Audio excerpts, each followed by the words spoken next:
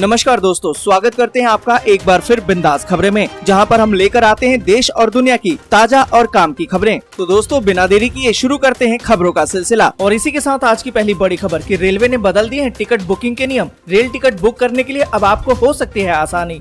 आपको बता दें कि अगर आप भी भारतीय रेल से यात्रा करते हैं और खुद टिकट कराने में रुचि लेते हैं तो आपके लिए अच्छी खबर है। कई बार ट्रेन का टिकट बुक करने में दी जाने वाली जानकारी भरने में समय लग जाता है, इससे आपका टिकट कंफर्म नहीं हो पाता है और वेटिंग में चला जाता है। अब आपकी ये समस्या आसान हो सकती है। आपको बता दें कि रेल मंत्रालय ने कहा है कि IRCTC की वेबसाइट और ऐप से अगर आप टिकट बुकिंग करते हैं तो आपको डेस्टिनेशन एड्रेस डालने की जरूरत नहीं है। कोरोना के मामलों में कमी आने के बाद IRCTC ने ये पहल की है। इससे टिकट बुकिंग करने में आपका समय भी बचेगा और आपका टिकट कंफर्म हो जाएगा।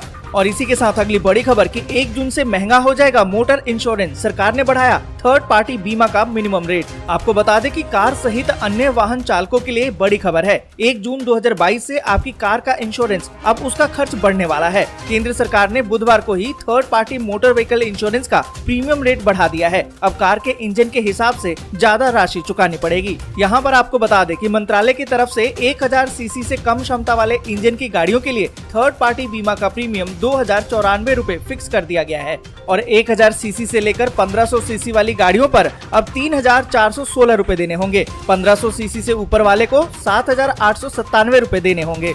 और इसी के साथ अगली बड़ी खबर कि गेहूं चीनी के बाद मोदी सरकार की नजर चावल के निर्यात पर। आपकी सुविधा के लिए ये कदम उठा सकती है सरकार। आपको बता दें कि मोदी सरकार देश के लोगों को राहत पहुंचाने के लिए कई प्रयास कर रही है। गेहूं और चीनी के निर्यात पर रोक लगाने के बाद अब मोदी सरकार राइस एक्सपोर्ट यानी कि चावल के निर्यात पर प्रतिबंध लगाने पर विचार कर रही है।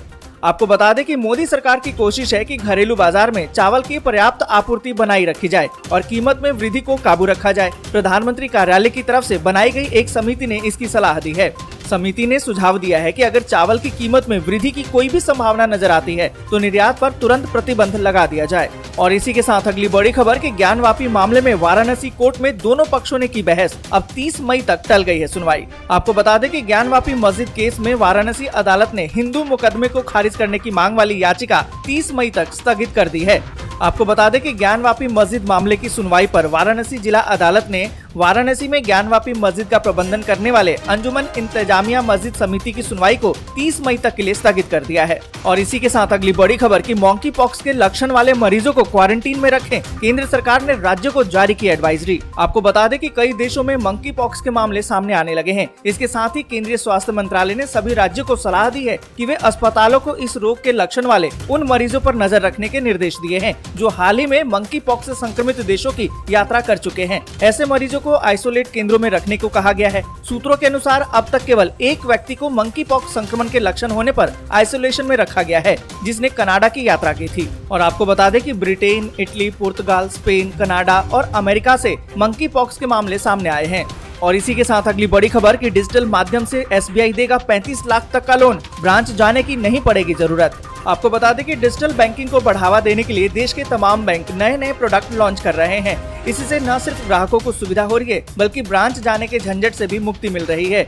और आपको बता दें कि देश के सबसे बड़े बैंक SBI ने अभी हाल ही में अपने ऐप योनो पर रियल टाइम एक्सप्रेस क्रेडिट नाम से लोन प्रोडक्ट को लॉन्च किया और इसके तहत कस्टमर SBI योनो ऐप से 35 लाख रुपए तक का पर्सनल लोन ले सकते हैं। इसके लिए उन्हें ब्रांच जाने की जरूरत नहीं पड़ेगी। सारा काम घर बैठे डिजिटल माध्यम से हो जाएगा। और इसी के साथ अगली बड़ी खबर कि 9 साल के बाद दिल्ली में टैक्सी ऑटो का मीटर होगा अब 60% तक बढ़ सकता है किराया। आपको बता दें कि बढ़ती महंगाई के बीच दिल्ली में टैक्सी और ऑटो का किराया आपको एक और झटका दे सकता है। दिल्ली में सरकार अगर किराया संशोधन कमेटी की सिफारिशों को मान लेती है तो राजधानी में ऑटो टैक्सी में सफर करना अब महंगा हो सकता है। कमेटी ने अपनी सिफारिशों में किराए में वृद्धि का प्रस्ताव दिया है। सूत्रों की माने तो ऑटो रिक्शा और टैक्सियों के किराए में संशोधन करने वाली दिल्ली सरकार की इस कमेटी ने 3 पहिया वाहनों के लिए प्रति किलोमीटर 1 रुपए और टैक्सियों के किराए में 60% तक की बढ़ोतरी की सिफारिश की है। और इसी के साथ अगली बड़ी खबर कि देश में फिर से बढ़े कोरोना के मामले। 24 घंटे में 2628 नए मामले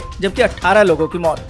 यहाँ पर आपको बता दें कि देश में कोरोना के मामलों में फिर से बढ़ोतरी हो गई है। स्वास्थ्य मंत्रालय ने बीते 24 घंटे में 2628 नए मामलों की पुष्टि की है। साथ ही आपको बता दें कि बीते 24 घंटे में ही 18 लोगों की मौत हो गई है, पर इस दौरान 2167 मरीज ठीक भी हुए हैं। और इसी के साथ अगली बड़ी खबर कि अब दिल्ली में ड्राइविंग लाइसेंस बनवाने के लिए लोग रात में भी दे सकते हैं ड्राइविंग टेस्ट।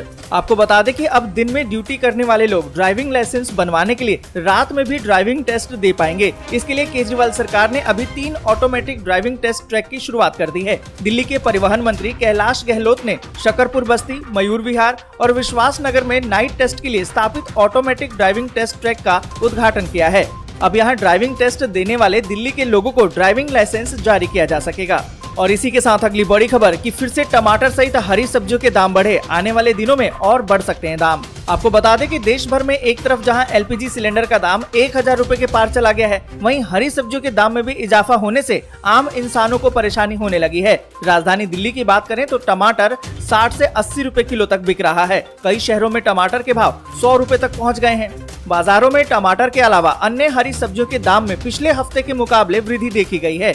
वहीं दुकानदारों का कहना है कि आने वाले दिनों में ये दाम अभी और भी बढ़ेंगे। आने वाले दिनों में बारिश का मौसम आने वाला है और उस समय सब्जियां महंगी हो जाती हैं। और इसी के साथ अगली बड़ी खबर कि सोना चांदी की कीमत में गिरावट, 51,000 के नीचे आया सोना, चांदी भी 61,000 रुपए के करीब आई। आपको बता दें कि सोना चांदी के दाम में गिरावट देखने को मिली है। सराफा बाजार की माने तो सोना 51,000 के नीचे आ गया है। आपको बता दें कि सोना 183 रुपए सस्ता होकर 50,989 रुपए पर आ गया है। अगर चांदी की बात करें तो बाजार में ये 109 रुपए सस्ता होकर 61,339 रुपए प्रति किलोग्राम पर आ गई है। और इसी के साथ अगली बड़ी खबर कि कोरोना के लॉकडाउन से निकलने के बाद चीन का शंघाई शहर अब आर्थिक संकट में फंसा। आपको बता दें कि कोरोना के गंभीर संकट से जूझने वाला चीन अब आर्थिक संकट से परेशान है। चीन की आर्थिक राजधानी कहे जाने वाले शंघाई शहर में ये संकट बढ़ रहा है। आर्थिक उत्पादन के लिहाज से चीन का सबसे बड़ा शहर अप्रैल की शुरुआत से ही लगाए गए लॉकडाउन से प्रभावित हुआ है।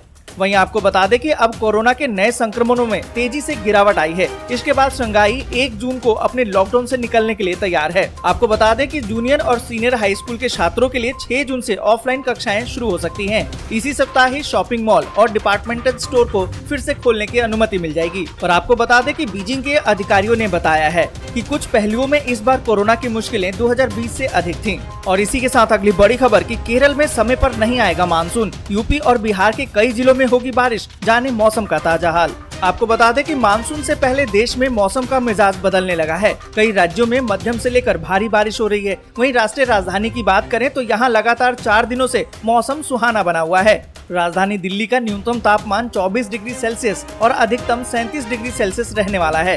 इसके अलावा उत्तर प्रदेश और बिहार में भी बारिश की संभावना है। वहीं केरल की बात करें तो यहाँ 27 जून को मानसून आने की संभावना थी, लेकिन अब मौसम विभाग के मुताबिक इसमें देरी हो सकती है, यानी कि लगभग 48 घंटे का और इंतजार करना पड़ सकता है। साथ ही आपको बता दें कि उत्तर प्रदेश में भीषण गर्मी के सितम के बीच में मौसम विभाग ने राहत वाली खबर दी है। मौसम विभाग ने कहा है कि 28 मई तक अगले 10 जिलों में येलो अलर्ट उन्होंने जारी किया है। वहीं बिहार में पिछले सप्ताह जमकर बारिश हुई थी। अब एक बार फिर से 28 मई से लेकर 30 मई के बीच में भारी बारिश की उम्मीद। आज के लिए बस यहीं तक। वीडियो आपको अच्छी लगी हो तो लाइक और शेयर जरूर कर दें। अगर अभी तक आपने चैनल को सब्सक्राइब नहीं किया है तो सब्सक्राइब जरूर से कर लें।